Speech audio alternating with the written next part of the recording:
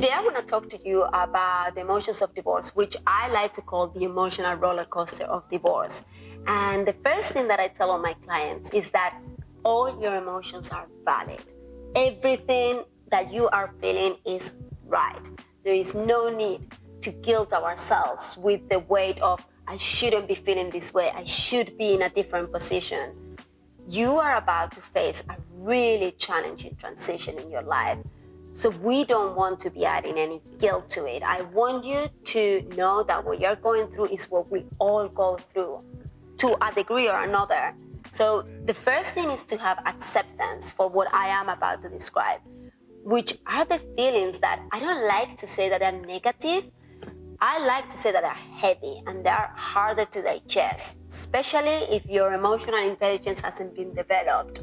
But we can work together to ensure that when these feelings arise, we're gonna let them flow, we're not gonna suppress them, and then we are gonna be able to emotionally digest them so they can be released.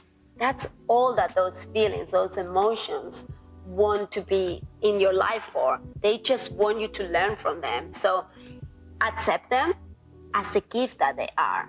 The emotions that I find in the emotional roller coaster, and it's a roller coaster because some days you will feel completely up there, so happy that your divorce is gonna happen, that you won't have to see this human anymore, and then other days you'll be in the deep depths of desperation. That, again, is normal. You are not going crazy, you're not losing your mind. You are going through a scary time. The most prevalent emotion that you will be feeling is fear.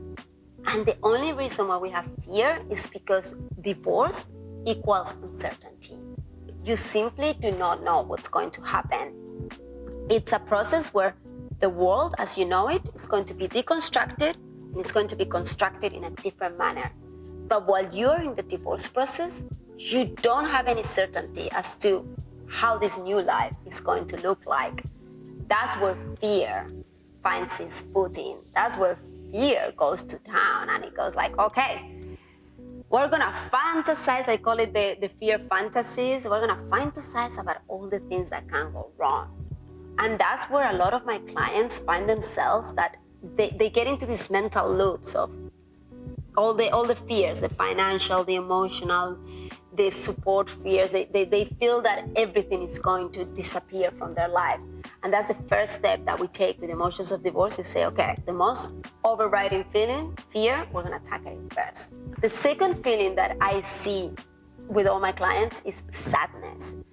And it doesn't matter whether you want the divorce or not.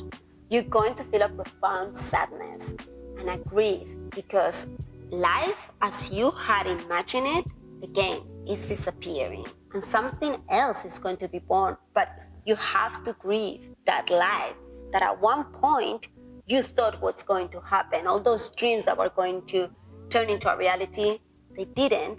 And you have to make sure that you create the processes to grieve that, because otherwise that sadness is going to stay with you and it's going to permeate the rest of your relationships.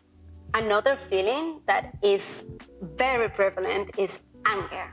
You are going to be angry at everything and pretty much everybody. And at different stages of the anger process, you have to be very aware of how anger wants to take over your personality. And I always tell all my clients, please explain to your loved ones, to your co-workers, to whoever is in your circle, that you are going through this challenging transition. And there will be times when the anger may need to be expressed in ways that you know that that's not how you want to portray yourself, but this anger needs to leave your body. And this is not giving people permission to act like animals.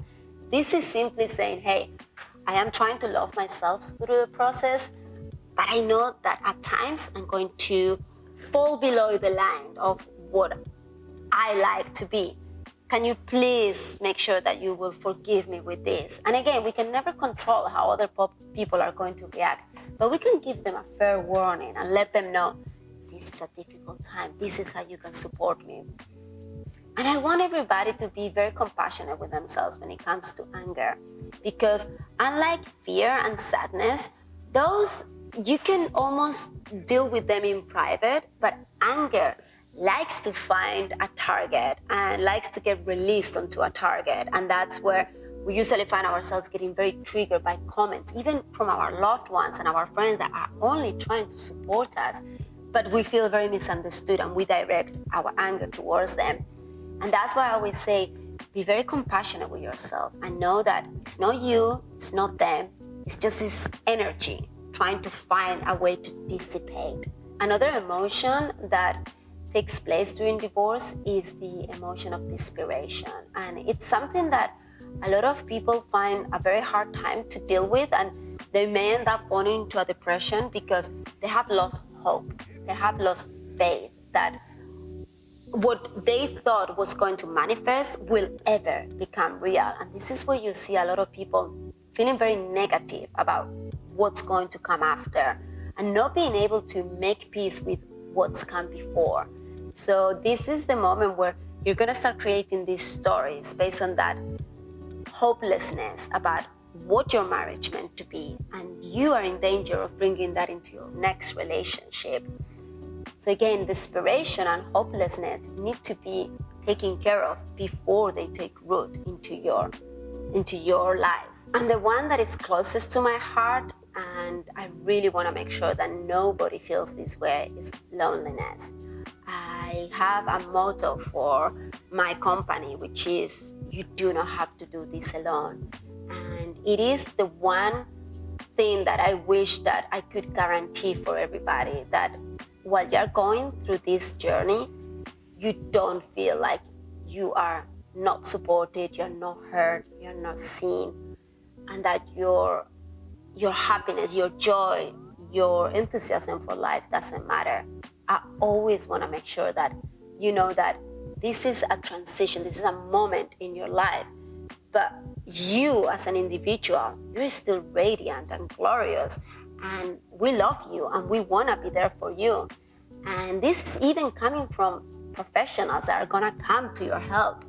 So if you don't have a network of friends and family that can fully see you, hear you, and understand you through this process, doesn't mean that they're not good people. It just means that probably they haven't gone through it, and they're going through their own projections, and they're going through their own ideas about what divorce means to them. So they can fully support you.